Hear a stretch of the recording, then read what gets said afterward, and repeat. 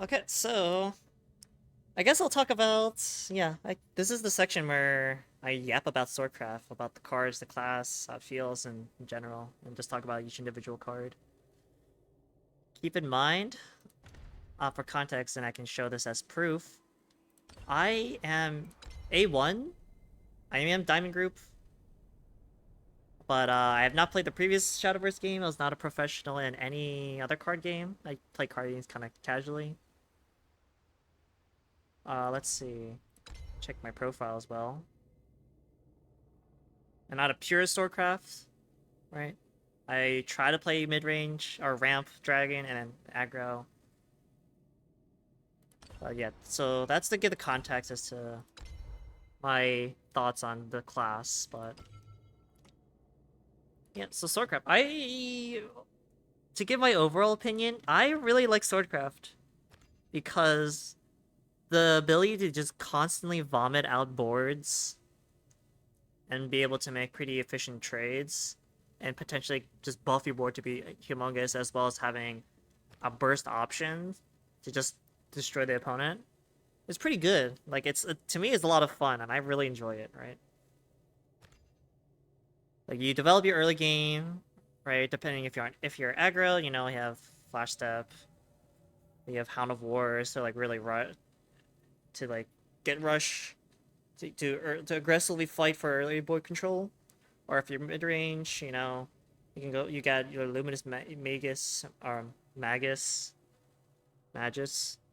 something like that. Yeah, you have this play. You have Amalia's, and then you constantly have a lot of value with your Amelia's to constantly draw you cards, and then the neutral card Olivia. So like you just have a lot of ways to just constantly supply yourself with resources to constantly overwhelm the opponent and develop and buff your board. So it's the class is a lot of fun, right? Uh, the issue I kind of have with the class though is that like a lot of the board clears that's currently in the game, like yeah, the portal craft with that the gear that deals 3 damage to your board, right? Then there's like Haven with lots of their board clears. Like there's a lot of board clears that deals at least like they can deal a decent amount of damage, right? Like the neutral card, right? Let's like Apollo. A lot of the times, like if the Apollo evolve, then you're kinda and you didn't already develop a super strong board, and the opponent wasn't able to develop something early, like this kind of kills a lot of your momentum. Like you do Zirconia trade, right? For example, right? Let me pull it up. Like say you evolve Zirconia, you evolve your trade even with the 1/1 with Zirconia to establish board control. Then this becomes a 6/5. They drop down Apollo, evolve that, so they do 2 to your board, they kill the knights that were buffed from Zaconia, trade that, and then, because this is a 4 play point play, this is a 3 point play, right? They come out slightly on top in terms of resources, and every single class has access to this, right? Let's see. And this is kind of the strength of Portal, but Featherfall, you have Unholy Vessel, you have Salefa, Evolve, right? Late game, you have John, right? You even have Iron Fist Priest with Super Evolve if you're forced to. Like, it's a lot of answers, right? So while it is fun, sometimes if your opponent like has like there's like a neutral answer that every class has access to that can shut you down pretty early, right? And sometimes you're kind of reliant on drawing Albert, and the chances aren't that low, but if you don't have Albert, it just feels pretty bad sometimes, right? And they don't they don't beat like the meta decks like convincingly. They can go even, right? But I don't think like Puppet Like Puppet Portal can like kind of match your tempo. If you're not able to establish your early to mid game presence against gear, then you're kind of screwed against that. Runecrafts, sometimes if they just draw correctly, like unless you get like some pretty Hail Mary plays and they aren't able to answer that. Like if they don't have Anangrea, right? And then you get Zirconias and Luminous Maguses, right? And they can't answer that. But like the like even though like Sword is pretty can be annoying for those classes, it's just like at least from my experience, more often than not, it's like I'm on the back pedal every time I play against either of those classes. So I think every other class Sword is like pretty strong against, right? All the other type of like, archetypes, but like the top tiers, I don't think they go. I think they go even at best, right? Like no advantage, it's just even. I think.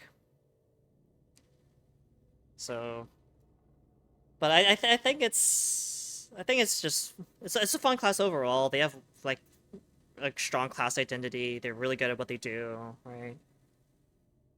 And then opponents don't have certain answers to it. It's like they're kind of boned. Like a turn 8 play, you do Amelia, Luminous, Super Evolve, like Runecraft because they don't have an abundance of board clear.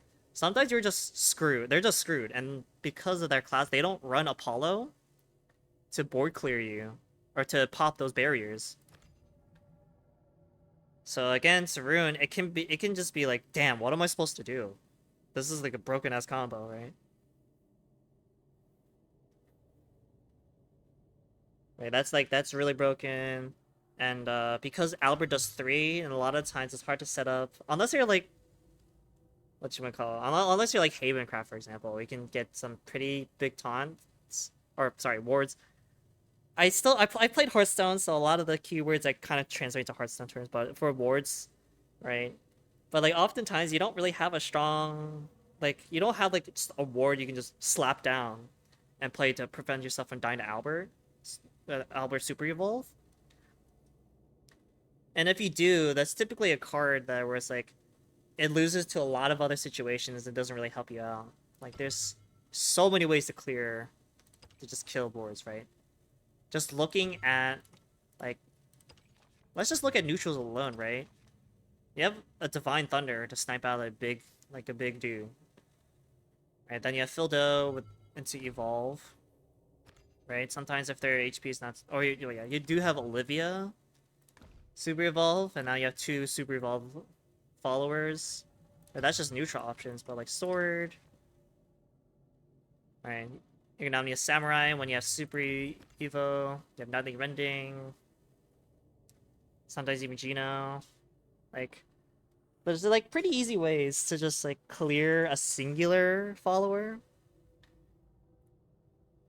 So playing that just to prevent an Albert turn usually means you're not in a great position anyways. At least from my experience. Like I should note that I have not looked at like pro play. I have not looked at like a lot of other people playing, so I could very well be wrong. But yeah, it's just Albert is a pretty good finisher. But I don't like how sometimes you would kind of depend on that to like finish off games. I mean, there's been recently an aggro variant with Kagemitsu, right? So, and then you have this to deal direct face damage. So there is ways about it, but personally for me, I have more fun playing mid-range over aggro. So this is not really in my game plan, and so sometimes it just in matchups where I need to just rush them down and hope that they can't get their plays started or they're too worried about playing defensively that I can just put aggressive push in. Right, it feels like I'm pretty reliant on Albert. It feels a little bit bad. I wouldn't really say that's a class weakness though, because like unless you're playing aggro dragon, that's every class basically. Or aggro dragon or storm haven. Like I'm pretty sure like that's like an issue that a lot of other classes have. Right? Unless that's their like the end game. And so I don't think it's too big of a so I don't think it's like a weakness of the class, but It just feels bad sometimes to just rely on Albert.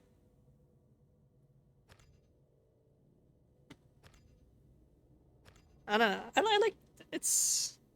I think overall sword a lot. Sword is pretty close to. I mean, I'm pretty sure like people already hate sword, right? The thing is that rune and portal craft are taking the brunt force of the toxicity, but Swordcraft is like not far below that, right? And that's what I like, you know. It's a lot of good cards, a lot of good value. It's a fun class.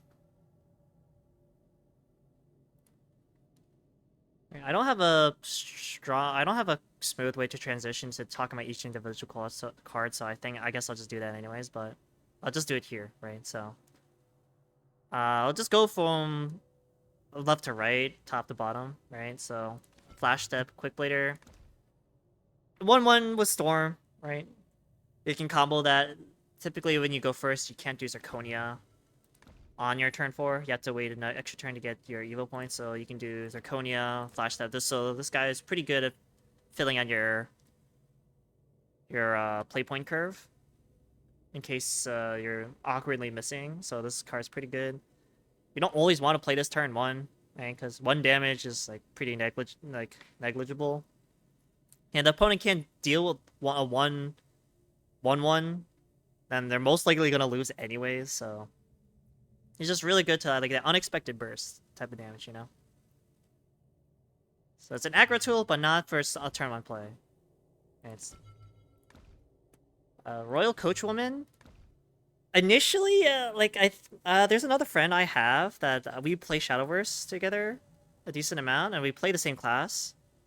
And then she was like, "Yeah, I don't really like Royal Coachwoman, but for me, because of the abundance of just clears, and if you, I think you want to have a sticky board as Swordcraft to really pressure the opponent really well. And sure, summoning a 1/1 is not like super threatening, but like the fact that you at least have something to clear, right? Compared to a card we'll talk about a little bit later, like right after this. But like when you summon a knight, right? It's susceptible to a board clear, but this one they would have to give up something if they want to completely destroy your board because they don't want you to just buff it up with Zirconia or have a potential target for Olivia, right? Or Ancestral Crown, right? Like at least how Swordcraft is currently playing, I think this is like secretly like a sleeper because it's really annoying. If you like say you're playing Dragoncraft, right? You have the Fire Newt that deals 1. You could you can deal with Luminous Lance Trooper, but you can't really deal with Royal Coachwoman. You have to like not cleanly at least, right? You deal 1 to this, then you trade, then you have a 2/1, but then you have your own 1/1, right? And this is not to mention, man, like say they can't clear the 1/1 that spawns for this, and then you're playing on an Ironcrown Majesty play, Zirconia, Ancestral Crown. Or maybe you get unlucky on your turn 7 with Olivia. Like, this is like, it's pretty solid, right? Also to mention, like with Amalia, on the off chance, this combo doesn't really happen that often, but it has potential with other cards, which is my point, because of how sticky it is, and I think this is it's a sleeper card. Doesn't have a strong effect, but has decent consequences for mid-game stuff, right? Similar with that Luminous Lance Trooper. Like, dropping a turn 2 is fine, right? Like, if they don't deal with it, then you drop Iron Crown Majesty, and then you have like if they try to develop their own play, then you have Iron Crown Majesty to immediately trade and rush and trade with that, right? Or like say you draw it later, and then turn 6, Lance Trooper Zirconia. Now you have 3 2/2s to trade and control the board, right? So this card is like pretty good. It's very threatening. There's a lot of power despite just being a a 1/2. Right? It's really strong. I like this card. Way of the Maid. I initially had this initially had this in my early versions of my Swordcraft decks, but the thing is that it doesn't. Sure, it draws you a card, and sometimes you can throw back a card that's not that useful. But this is essentially 2 play points do nothing. Right, and that's not something you want to do. Like you always want to like have some sort of play. And it's not like there's like a useless card. Right? It's just waiting for the right card, waiting for the right time to get a combo off. So it's not, or waiting for the right time to play. Like say like you essentially Albert's a 9 play point card, but you trade out Way of the Maid and you trade out. Oh yeah, it's early game. I don't need Albert right now. So what if you just don't? What if you get unlucky and you're not unable to draw Albert when you needed him, right? It's just, it can feel bad. Right, so I think it's just it has value, but it's kind of slow. I think. Like if this was 1, I think it'd be okay, play point. But maybe it would be too strong at 1 play point. But at 2, it's like I think it's doesn't have a strong enough impact. Right. This one, this was also in my early board. This was like in my early Swordcraft decks,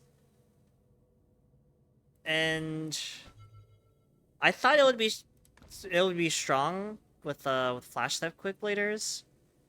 Right, you do one, you got turn 1, turn 2, one of these, then you have Ian, you have a target to give +1/+1, and then you have a ward, so that it can be a bit annoying to trade with followers only. But I think like they just, if you didn't have 3 copies of a card, if you weren't able to do that, I think this would have some value. But like what card do you give up in your Swordcraft deck to have Ian Lovebound Knight?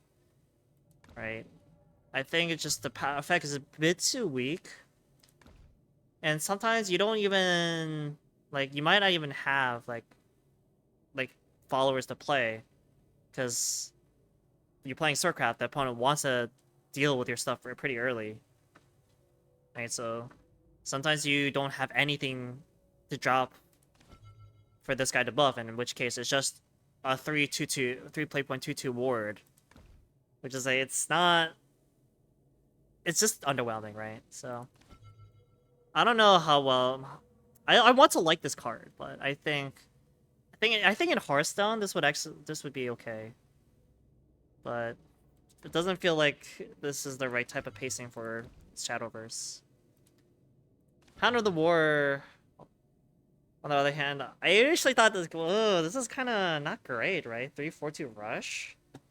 Like this essentially is 6 play point, get 3 Hounds of Wars, which is better, but I think I kind of underestimate how valuable it can be to just have a 4/2 to just bait out some sort of removal. Because you bait out a removal, like say you just drop this raw. Well, 4 damage is pretty significant in Shadowverse since you only have 20 max HP. So they are going to deal with this. But at 4 attack, like there's not a lot of stuff in the early game that has more than 5 HP, so, or sorry, 5 defense. And so Hound of War can be pretty good, like if you maintain your first 2 turns, and this is really good to keep up the tempo. And then say it's later on in the game, you have some pretty strong combos. Granted, I don't do it that often, but Amelia, it's a Hound of War, is fine. Say Aight. Or if you had Develop Crown, it's in a couple turns earlier than Hound of War, you got 3 5/3s now. So it has some combo potential, but it's like, I think this is a strong card for aggro, but I don't know, I find myself not being super attuned to this card. Although it is good though. It's definitely a card I'm playing in my Swordcraft decks, but I feel like I reluctantly put it as a 1 of or maybe 2 of. I think yeah, I don't know. It's good. It's a good card. It's just I think in my like the way my mind works, it's like it's telling me it can feel bad to drop to have this card, even if it can be a strong play. So I don't know. I think it's because it doesn't cleanly answer. It feels bad to like this is a 2/2, but I guess it just feels a little bit bad to have four attack and run into 2 attacks and like trade, but yeah, it's good. It's just something in my mind just tells me I don't like doesn't want me to like it. It's weird. On the other hand, Kagemitsu. When I saw this, I'm like, oh my god, look at this insane value, bro. And never dying to like you're always gonna have a follower. Like, look at that insane value. But if it was Hearthstone, well, even in Hearthstone, it's not like amazing, but like it's kind of it's okay. But it takes the board space. There's times where like he comes back, and it's like, oh shoot, I can't get max. I kind of want wards instead from a Luminous Mage. And the fact that it doesn't have Rush means it's not great for board control. Makes use in aggro because having slightly sticky follower and just being able to give it Storm, where generally they won't have access to the late game cards that you would need Albert for. It's like it's like slightly underrated card and like kind of a shocker to a lot of people. Right? But I still think this is just a one-off, like, because you don't, if you play 2 Kagemitsus, you only get 1 back, right? The crest doesn't duplicate. And my friend he thought that there would be like an old man, he called it the old man deck, where you play like multiple Kagemitsus and just constantly get respawn 2/2s, but it doesn't work that way, so, yeah. Although, even though a lot of people, yeah, this card is bad, and I had someone join my stream before and say, yeah, I don't really like this card. It has this place in my heart, right? The value, I see it. And sometimes it comes back and you have Ancestral Crown, and then you have 3/3, or then you have Zirconia. Like, I like it. Although it's definitely a one-of. It's kind of a sleeper pick.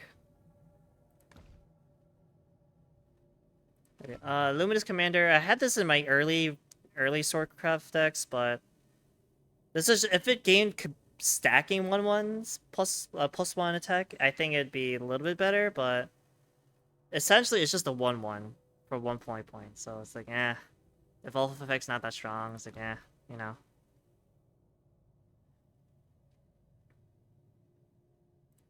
Ignominious Samurai.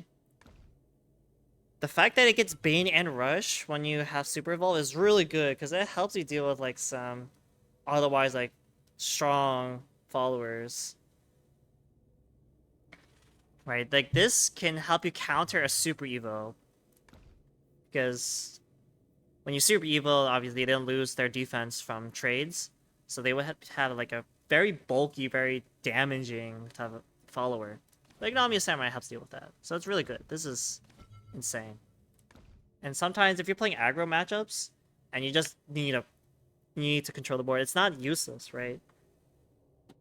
No, say you're playing against aggro dragon and they drop the fire nuke to deal with one of your Luminous Lance Troopers. Ignominious Samurai, you still have a 1/2 of still have the Luminous Lance Trooper. So it's a very good card to keep to have in your deck. Shinomi Squirrel. My friend, the same friend who was like, he was like, oh, this is pretty funny. This is great. It's like, sure, but do you really want to use your evil point to get another squirrel? It's like, sure, you get a 4/3 ambush, but again, like, it doesn't survive board clears, so I don't think it's that good of a card. And you have to spend an evo point to get a very lackluster effect. Same thing with this. It's very lackluster. Sure, oh yeah, 1 play point, evo point, get minimum 4/3, but so the effect is too underwhelming for me to like this. If this was Fanfare get a Shinobi Squirrel, then okay, then we're talking, right? But it's evo point Fanfare, or if evo point get us another Shinobi Squirrel, so I don't like it. Similarly with Rusty, I think this is just not the type of game, right? Because if you put a 3 of, you Super Evo, and you get 2 of these, it's just this Rusty does not get the Storm. The other two you have, sure, like you don't immediately have to play it, but like like and aggro, right? Super Evolve, get that Storm so 5 damage face. Albert, this is 12 damage face. Amelia, you can spend that for like a very broken combo with Luminous Mage, right? Or you have Olivia.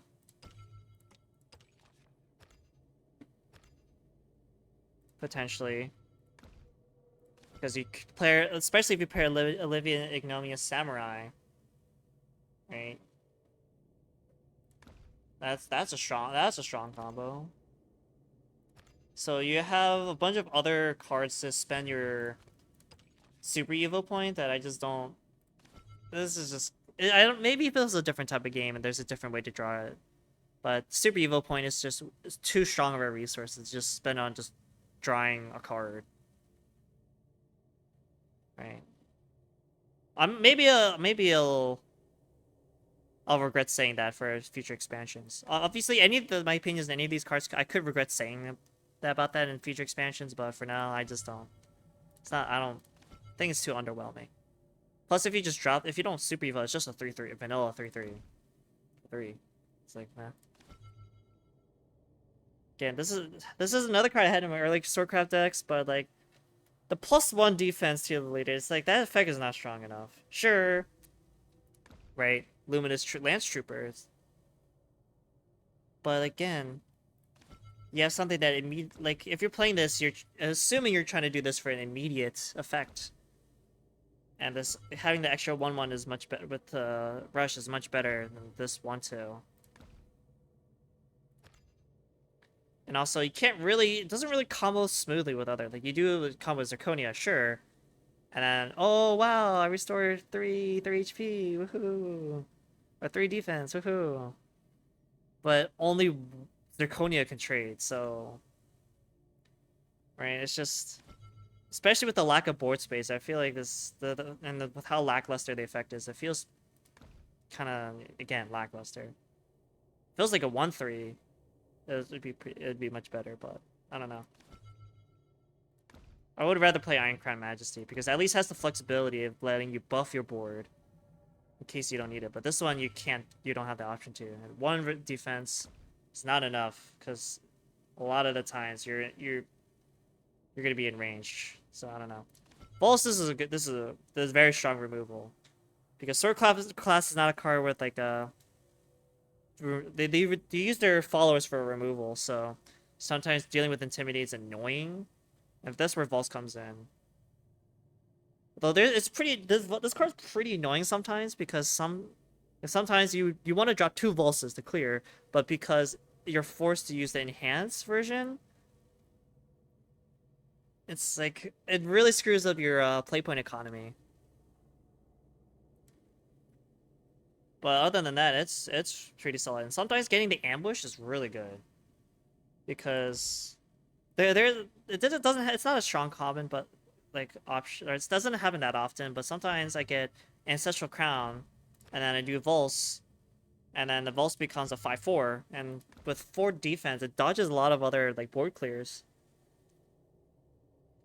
So the ambush, like the enhanced effect, is good, but at the same time, it could sometimes it has screwed over some plays I wanted to make before. So. But it's a must-have in your Swordcraft deck no matter what. Kind of already talked about Ironcrown Majesty. Right, combos with Lance Trooper, but it has the flexibility in case you just want to buff your board. Not much else to say about that. Already talked about it. Orange Peddlers. This is too weak. 4 play points, 3/2, and that's that point of the game. Typically, like they'll have like beefier. They'll be beefier followers. And, like drawing a card is like if this is 3 play points it would be slightly better. But at 4 is just it's too expensive for its cost. Nightly Rending. I thought this would be better than Divine Thunder, but against Orcus, when you against Orcus, where you can only target the Lloyd that spawns from Orcus, this is really like it does not do as well as Divine Thunder, whereas Divine Thunder, it's not target, so it always kills the highest attack follower. So Divine Thunder plus Vulse is like a combo that you can have to deal with Orcus, as opposed to Nightly Rending, where you kind of have to trade. You have to spend additional resource, like Evil Point or a lot of your board, in order to Nightly Rending the 8/8 Orcus. Right.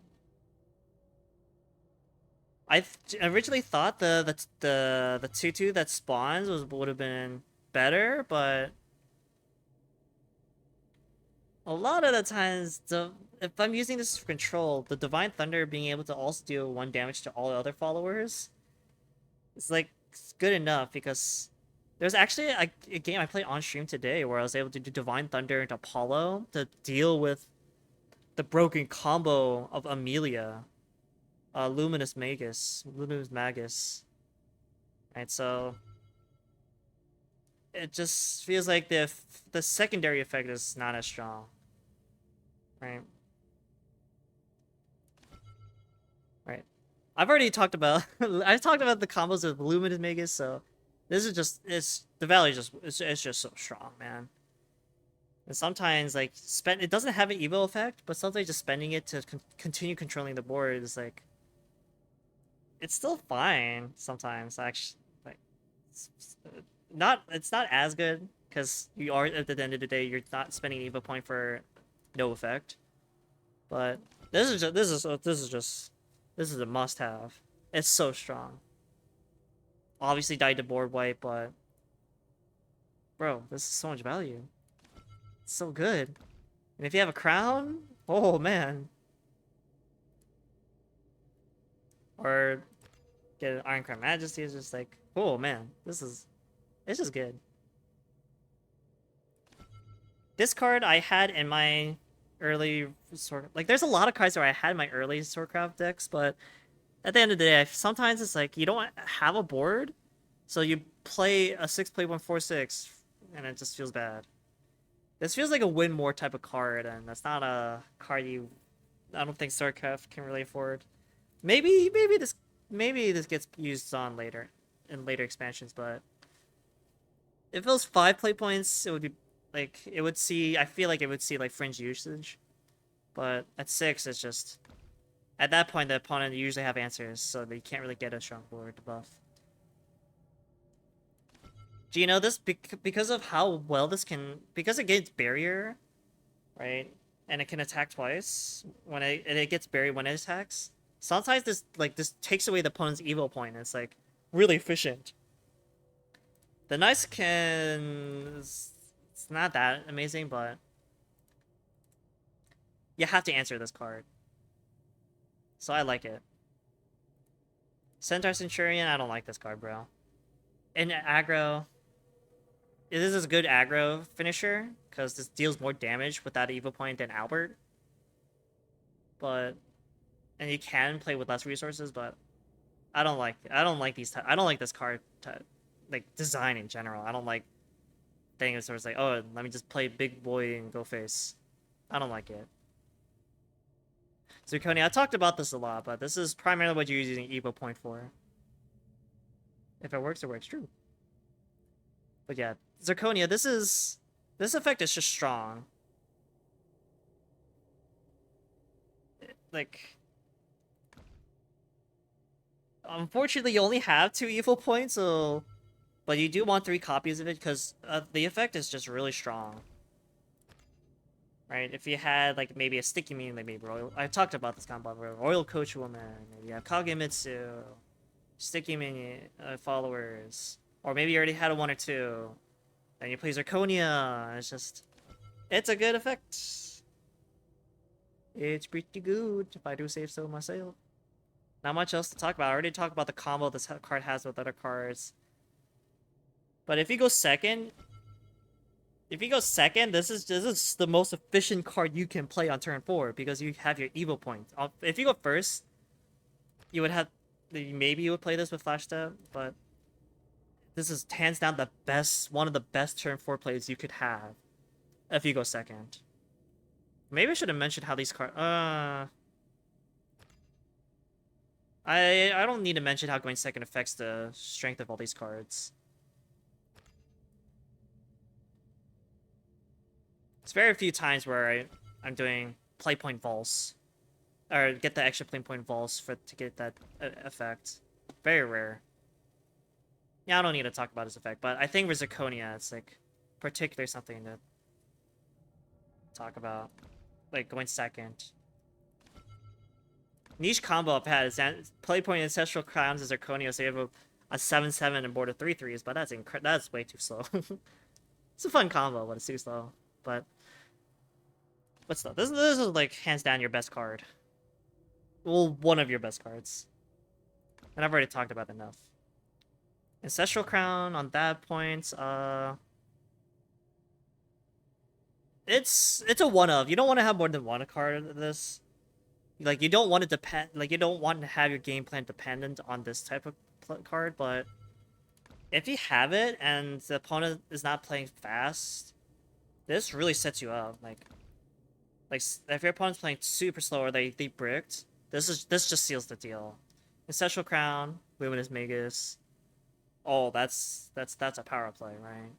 Sometimes you have Ancestral Crown and then you have Albert, and then you super evolve Albert, so now instead of doing 12, you do 14. And there's a lot of times where someone is able to heal themselves outside of 12, but 14 is just, it's too difficult. That means you have to basically take no damage, so... It's very niche, and I know my friend initially didn't like it, but... As a one-of, this comes in clutch pretty often. Especially with how often you can vomit boards, right?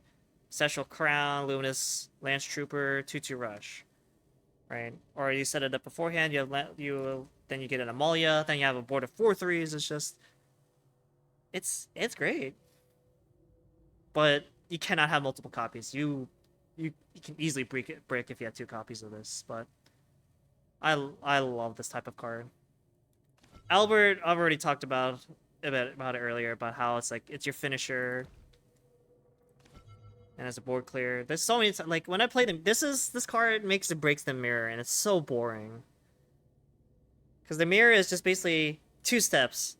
Step 1, did I establish my early board? Well, good enough. Yes, okay. Then step 2, did I draw Albert? If yes, then I win. You basically win the game in the mirror. It's so boring. But he's your finisher. It's a requirement. I wish if I don't want to craft because I want to save these vials for the next expansion. And maybe if not much has changed, I still need 3, then I have the option, but auto include 3 of. He's so good. Amelia, I think I personally overrate this card. Because even though it's a powerful effect to give your followers barrier, right? Obviously, Amelia, Luminous Magus, I keep talking about that combo. It's so good at protecting yourself.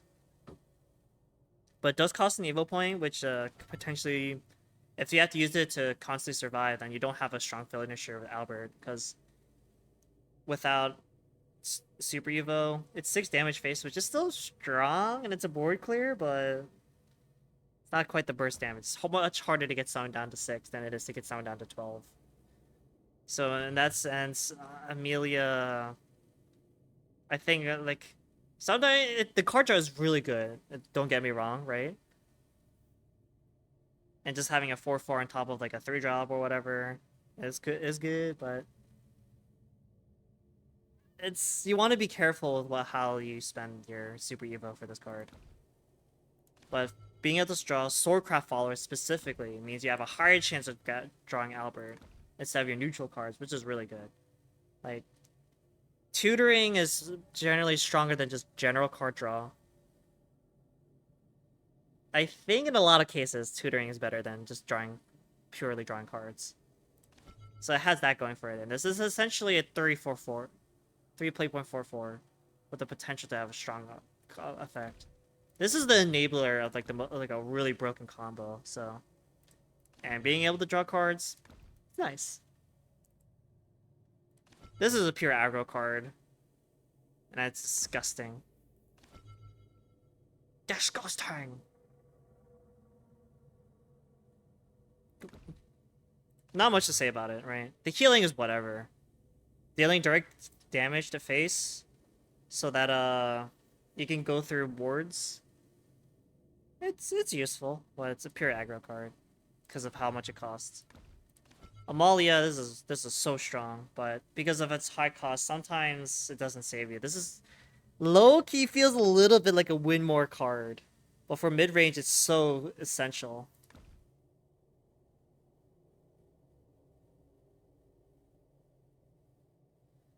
But yeah, I think I've yapped about this class for a long ass time. I think that was like what 30, 40 minutes of me yapping about it. I didn't really have a particular script to go off of, so. But yeah, that's how I feel. I guess the quick summary. It's a very fun class. It's I think it had because it goes even at best with the top tier decks in this meta. It's mostly good for stomping all other decks. It's really fun to just vomit out stuff constantly and then keep buffing them. And you have some broken combos and you have a broken finisher. It's a fun class. A lot of strong little individual cards.